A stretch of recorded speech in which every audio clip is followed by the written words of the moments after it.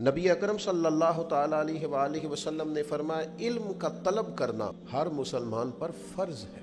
وہ دروازہ رسول کے گدا ہیں، ہمیں تو محبوب اشارتاً فرما دیتے نا علم طلب کرو، تو غلام کا کام تو غلامی کرنا ہے، تو ٹوٹ کر ان راہوں کے مسافر بن جاتے جدھر کریم کی مرضی ہے۔ اور اگر حضور واضح لفظوں میں کہیں کہ علم کا طلب کرنا ہر مسلمان پر فرض ہے، تو جسے حضور فرض کریں اور اپنے غلاموں پر فرض کریں، تو پھر گزرے ہیں ایسے لوگ جنہوں نے ساری زندگی اپنے آپ کو طالب علم بنا کے گزار دی۔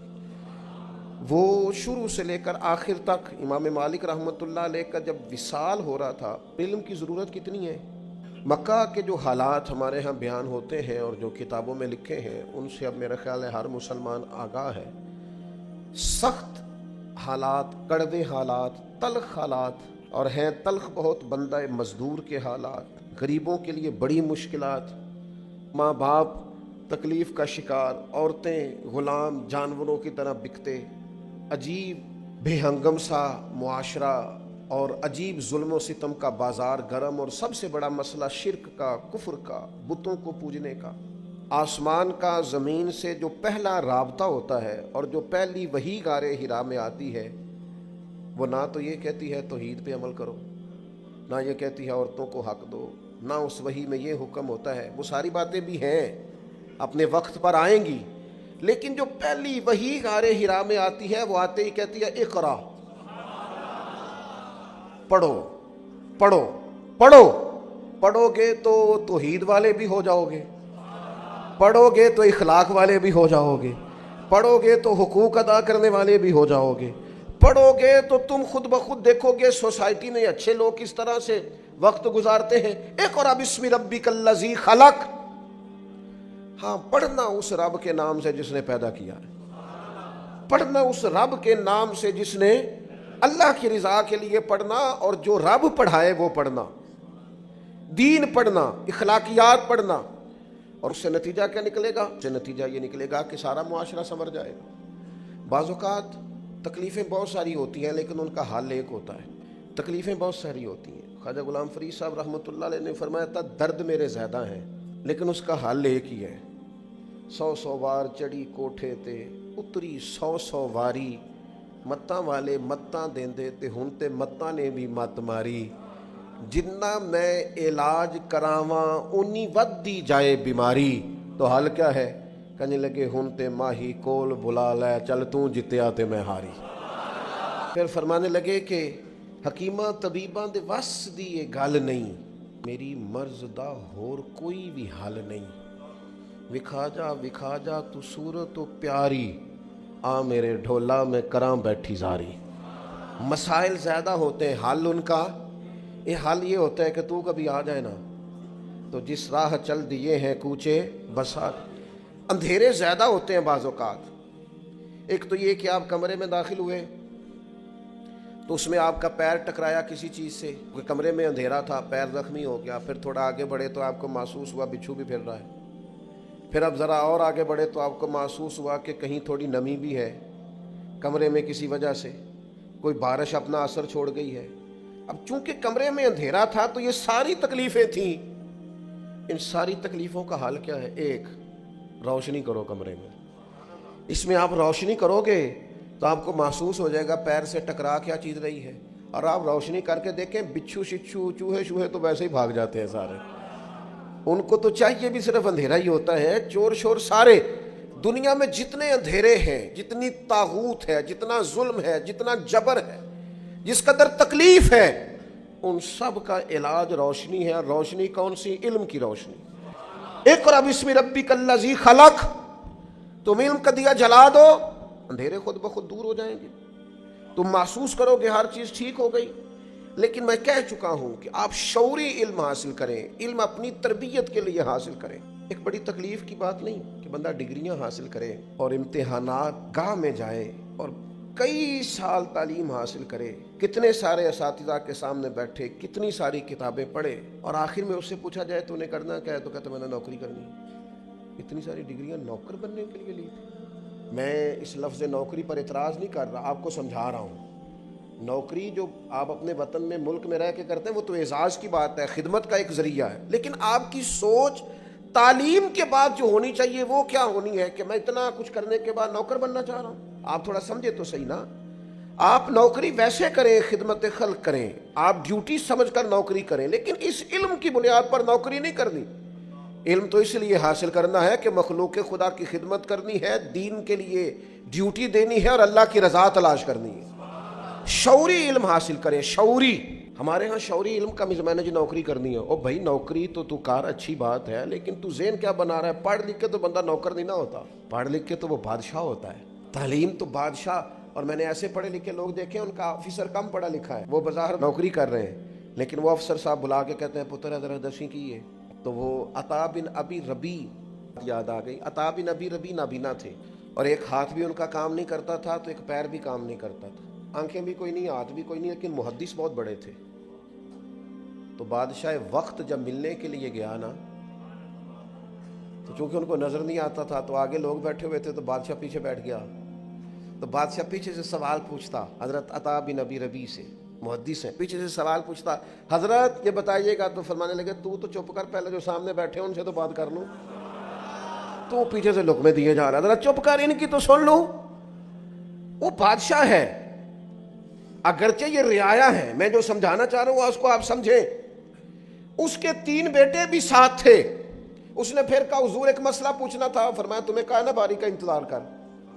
وہ سب لوگ فارغ ہوئے تو حضرت نے اشارہ کیا کہ یہ جو بندہ پیچھے بول رہا تھا نا، اسے آگے بلاؤ. اور جب وہ آگے بلایا، حضرت نے سوال پوچھا تو اس نے کیفیت دیکھی. رنگ بھی ذرا ظاہری طور پہ کالا تھا، آنکھوں میں روشنی ویسے کوئی نہیں، ہاتھ اور پیر ایک ویسے کام نہیں کرتا. بادشاہ سامنے آ کے پوچھا، مسئلہ سنا، واپس گیا. جا کر کے اس نے پتہ کیا کہا اپنے بیٹوں سے؟ کہنے لگا پتر بادشاہ ہونے کے باوجود اس ذلت کو کبھی نہیں بھلاؤں گا، اور تمہیں ایک مشورہ دوں گا، بادشاہ بننا نہ بننا لیکن عالم ضرور بننا. اس لیے کہ بادشاہ ہو کر، آفیسر ہو کر، بڑا ہو کر بھی اگر کسی کے سے آ کے مسئلہ پوچھنا ہے کہ یہ ذرا بتانا، لوگ نکما بچہ لا کے دیتے ہیں، کہتے ہیں جی یہ نہ کام کرتا جے تے نہ کدھرے پڑھتا جے، تے اسی تے کہا کہ بھی نکمے نہیں آنا. ہاں جو کام کے ہو جاتے ہیں وہ تو ویسے بھی تھوڑا ادھر ادھر نکل جاتے ہیں.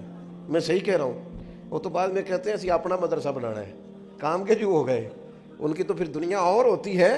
تو کہا کہ جو نکمہ ہے کسی کام کا نہیں وہ جناب آپ مدرسے میں رکھ لیں. تو میں کہتا ہوں دیکھو آپ نے نکمہ سمجھ کے دیا تھا نا، لیکن دیا رسول اللہ کے دین کو تھا نا. آپ نے نکمہ سمجھ کے دیا تھا، مدینے والے محبوب نے اپنا مصلی اور ممبر عطا فرما دیا. سب ہاتھ باندھے کھڑے. تو یاد رکھیں کہ علم کو شعوری بنائیں، شعوری طالب علم بنے. طالب یعنی آپ کا ذوق ہو سیکھنے کا ذوق ہو. بزرگ فرماتے ہیں طالب علم کبھی ذوق والا ہو نا تو سیاستہ میں حدیث ہے سوال آدھا علم ہوتا ہے. طالب علم میں ذوق ہو، طالب علم نہ خوش آمدی ہو، نہ دوران طالب علمی. اور طالب علم سے مراد صرف مدرسے کے طالب علم نہیں کہہ رہا، میں اور آپ ہم سارے طالب علم ہیں. ہمارا مزاج سیکھنے، ہم نہیں سیکھتے، نہ جلسوں سے سیکھتے ہیں، نہ کتابوں سے سیکھتے ہیں، نہ تقریروں سے سیکھتے ہیں، نہ اپنے بزرگوں سے سیکھتے ہیں. ہم تو اور چکر میں پڑے ہوئے ہیں. سیکھنے کا تو مزاج ہی نہیں. آپ آ جائیں تقریر کر دیں تو میں کہتا ہوں یار آپ نے اگر میری تقریر سنی ہوئی ہے تو پھر اگر آپ سمجھتے ہیں اس میں کوئی بات سیکھنے والی تھی تو اس پر عمل کریں. یہ کوئی رسم ہے کہ جلسہ کرا لو، تقریر کرا لو، جمعہ پڑھ لو، آ جاؤ چلے جاؤ. آپ نے سیکھا کیا ہے، لیا کیا ہے، شعوری زندگی کتنی کو گزاری.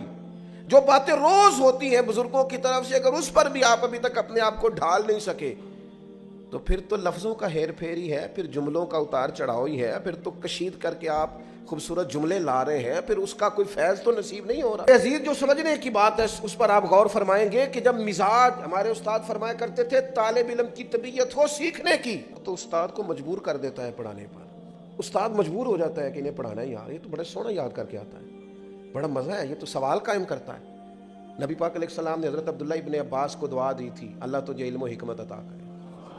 اور یہ دعا پتہ کب دی تھی؟ جب انہوں نے حضور کی خدمت کی. وضو کے لیے پانی رکھا، بخاری میں موجود ہے.